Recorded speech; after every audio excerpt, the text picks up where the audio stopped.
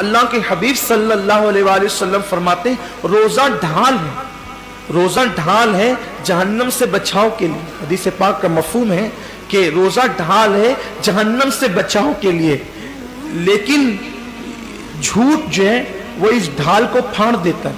यानी फटी हुई ढाल दुश्मन से हिफाजत तो नहीं कर सकती ना, तो रोजा जहन्नम से हिफाजत करता है और ढाल है, सिपर है, लेकिन ये फट जाती है ढाल कब? जब रोजे की हालत में कोई झूठ बोलता है।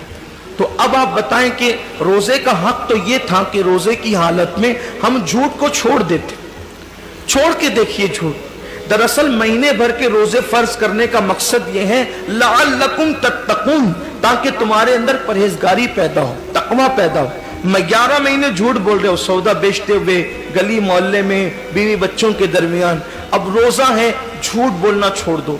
1 महीने तक जब मुसलसल झूठ बोलना छोड़ दोगे तो आदत पड़ जाएगी झूठ बोलने से बचने की, और फिर शैतान को भी कैद कर दिया गया।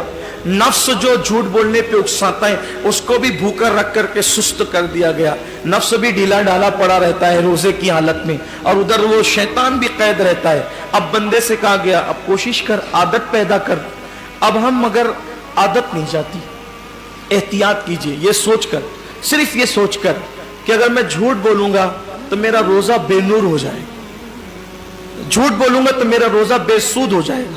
फोन पर जो लंबी लंबी बातें रोजे की हालत में करते हो छोड़ दो, मुख्तसर बात करो। जितना ज्यादा बात करोगे उतना ज्यादा जबान से झूठ और गीबत का अंदेशा है। रोजे की हालत में कम से कम बात करो, जरूरत के मुताबिक बात करो। और एक बात है कि सच बोलने के आदी बनो। यार हमें रिस्क तो देने वाला अल्लाह है, इज्जत देने वाला अल्लाह है, हिफाजत करने वाला अल्लाह है, जिलाने वाला अल्लाह है, मारने वाला अल्लाह है। अगर कोई कह दे कि लेट क्यों आया, सो रहा था इसलिए लेट हो गया, कौन क्या बिगाड़ लेगा? ये क्यों कहते हो कि रास्ते में ट्रैफिक जाम हो गई थी, सो रहे थे तो सो रहे थे, क्या होगा? ज्यादा से ज्यादा क्या कोई गर्दन मार देगा? क्या करेगा कोई?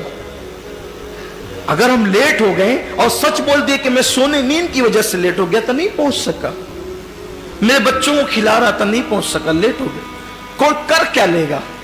इतना ही होगा कहीं नौकरी करते तो वो हटा देगा। जहां नौकरी करते रज़्ज़ाक वो नहीं है, रज़्ज़ाक अल्लाह है जिसने झूठ हम पे हराम किया है। मुसलमान सच बोल कर तो देखें, मुसलमान सच बोल कर तो देखें। दरअसल इबादतों की जो लज्जतें बरकतें हमारे चेहरों पर, हमारे दिलों पर, हमारे किरदार पर जो मुरत्तब होना चाहिए वो इसलिए नहीं है कि रोजा तो रख रहे लेकिन उसका हक अदा नहीं कर रहे, हुकूक रोजा से गाफिल हो चुके हैं।